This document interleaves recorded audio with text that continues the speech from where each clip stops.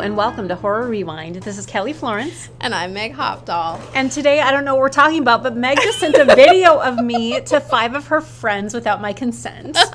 I accidentally sent a video of you at the Brewfest. At the end of the Brewfest. A man's life. Okay, it was Kelly saving a man's life, i.e. telling him his pizza was ready. And I accidentally sent it to the wrong... I was trying to send it to you, and I sent it to, like, a whole bunch of other people. So listen, I am going to post it on TikTok, so by the time you hear this episode, it will be up on TikTok. And guess what? The TikTok is Horror Rewind. Friends, you need to follow us. Yep. Horror Rewind. That is our brand. That is our name. That's the name of this podcast. Oh, my God. You're so right.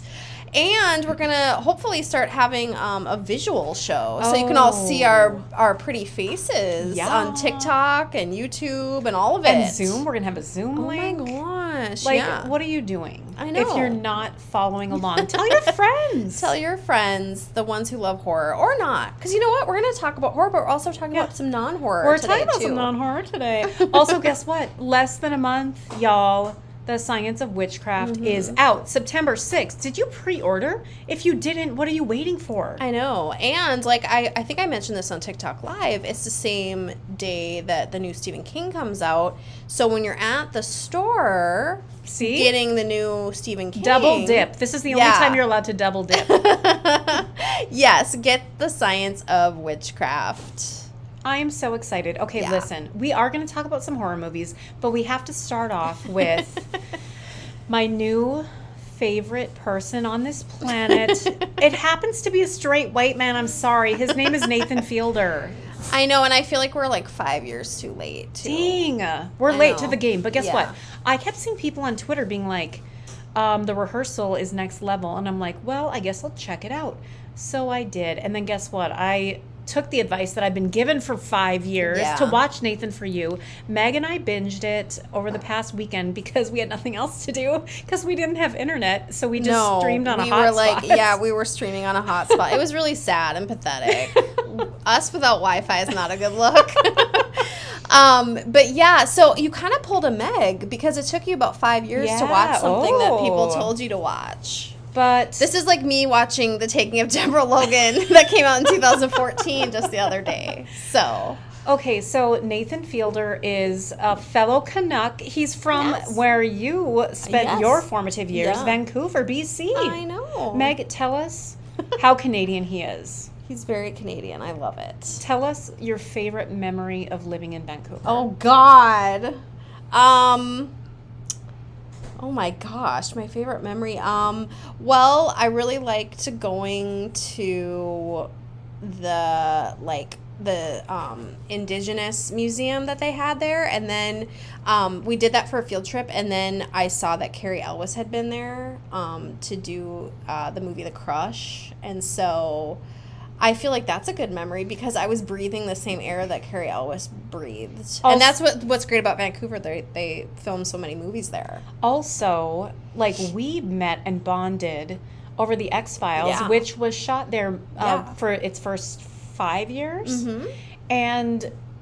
And you're like, P.S., I'm from there. And I'm like, what? And then guess what? That was our first trip together. That was. So that's actually a really, that wasn't when I lived there, but that was probably one of my most favorite memories is when you and I went there. And we went to how many sites? Oh my gosh, I don't even know now, 30 or something? Yeah, it was a lot. And this was it was pre-internet. I was going to say pre-Garmin. Pre-Garmin. We had a literal map and a literal physical book. Yep. You were the driver and I was the navigator, and thankfully you're a better driver than I am navigator. And I've told this story before. No, you're a great navigator. I've told this story before, but we had a rental car, and your friend Jen, who's Canadian, was in the car. You were in the car who has dual citizenship, and I was in the car who am American. Who am. You know how Americans talk. So we accidentally crossed the border, and we tried to get back in, and they're like, what's your citizenship status? And I'm like, I'm an American. She's a Canadian, and she has dual. And they're like, just go. This was pre-9/11. Yeah. This was pre-Garmin and 9/11. Yes. And they were very nice, but I don't think they would be that nice this time. No. I think we might get detained. Yeah, probably. And it sounds fake. It's like she's Canadian, she's American, she's halfy. Yeah, it's like it sounds like the start of like a quirky sitcom. Oh my gosh, let's make a pitch deck for it. We're gonna pitch this show next. So okay, so we were talking about Nathan Fielder. Yes. Okay. So what do you have a favorite episode of Nathan for you? Like, what was your favorite prank that he pulled? Well, I mean, I kind of lean towards the horror ones. Like, he does a haunted house one, he does a ghost realtor. The haunted house one where he's trying to get people to sue, and he makes them think they have Klein's disease, which comes back again. No, I did really like that one. I don't know if I can pick a favorite. I think the ones that I enjoy are kind of like the ones that have that sort of like humor that's so cringy that I literally had to put a pillow in front of my face sometimes. I watched several things through my fingers. Yeah. And I know it's not really doing anything, but I feel better. You know, it's like I don't watch horror that way. Yeah, I know. But I watch this that way. So I feel like we are more cringe averse to cringe comedy than... Well, it's like being in an awkward situation to me is worse than like Freddie. No, it's true. It's like, okay, Freddie, let's go. But like... Nathan Fielder, like, embarrassing me in public. I know. Really? Like, serving chili out of a bodysuit. Yeah, like like that. So, yeah. So, that was really funny. So, I'm glad we had that to watch. And then the rehearsal is like a whole other Oh, my animal. God. It's so meta upon meta upon meta.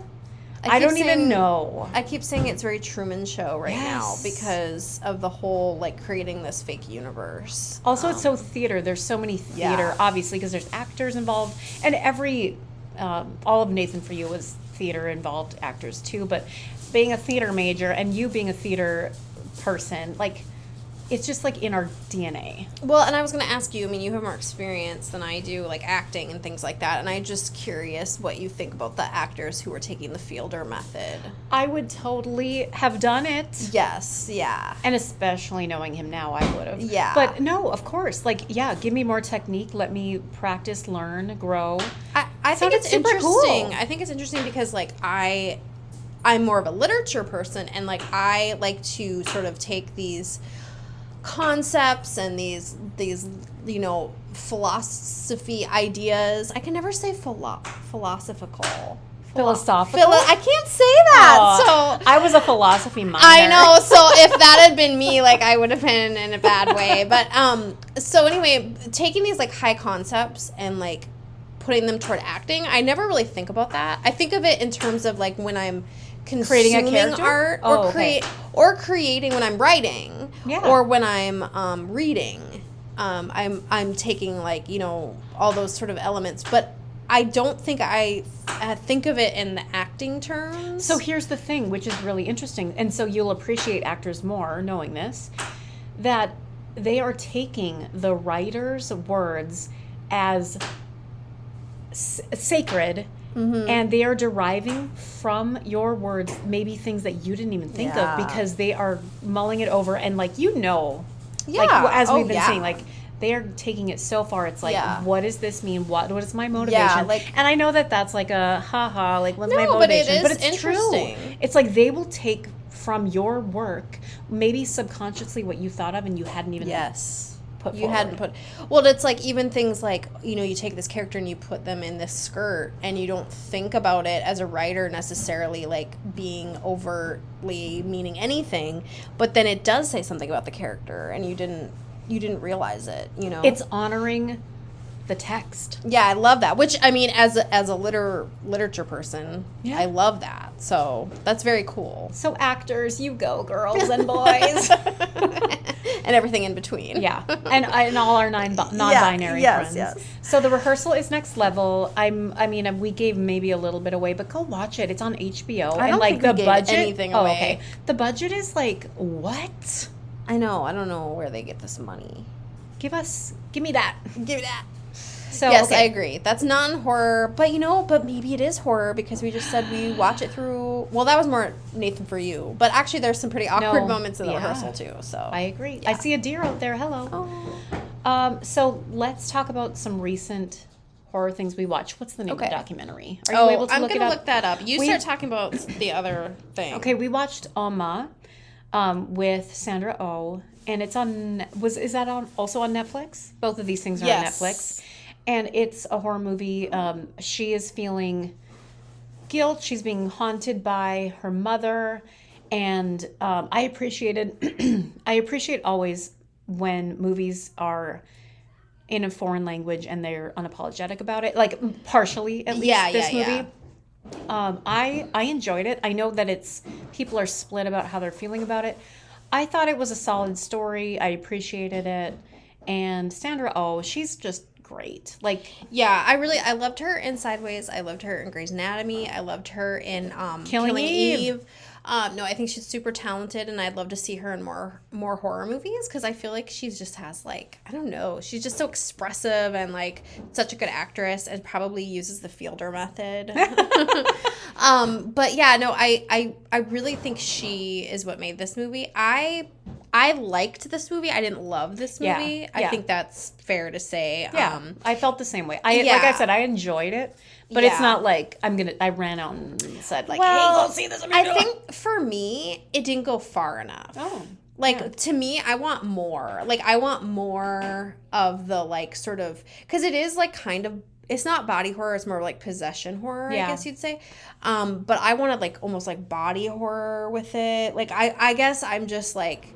Give me more. Like, I wanted it to be rated R. I'm assuming it was like PG-13. I think so. Yeah, probably. And I don't know, just the theme of it. Like, I love the whole mother-daughter thing, and I and this whole concept of, like, she had this horrible mother, and obviously that abusive context was very deep, and that was enough. Yeah. But I wanted, like, the actual visual horror to, like, reflect how awful this abuse is, and also how this mom is sort of trapping her daughter in this life too. Yeah. So there's, like, all this really ugly stuff going on, and I wanted the horror, like, to be raised. You know what I'm saying? No, that's fair.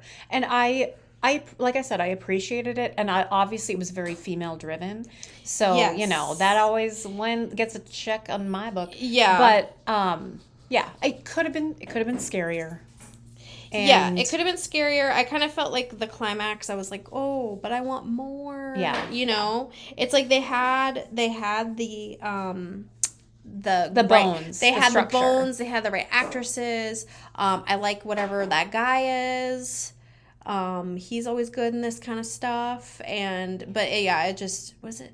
I always get Dylan McDermott And Dermot Mulroney, and then there's one more. Yeah, there is. Who's the other one? I don't know. You know who I'm talking about. I know who you're talking about. I get them mixed No, I up. know. Anyway, yeah, no, I liked it, but I wanted it gorier. No, fair. Let's now talk about... I found the name. We also watched this very disturbing documentary on Netflix Yeah. called... Girl in the Picture. Oh, God. It was... Somebody recommended it. And I'm like, well, we'll check it out. And Mark and I watched it, and then I told you. Yeah. Mark and I kept turning to each other with jaws dropped because it got more horrifying and horrifying and horrifying as it goes. The story. It's terrifying. Yeah, it's one of those things where truth is stranger than fiction. And what I kept thinking during it, someone had been complaining about, I saw on some social media, probably TikTok, somebody was complaining about the villains in Stephen King books because they have no redeeming qualities and, like, they're like, I saw that too. Whatever. And I'm like, here is an example. Real life, true. This is a real life example of, like, the biggest pile of shit ever. And I'm like, he could be a Stephen King villain. Like, so these people do exist. This as much as we man don't want to think so. Kidnapped, manipulated, and killed women. Yeah.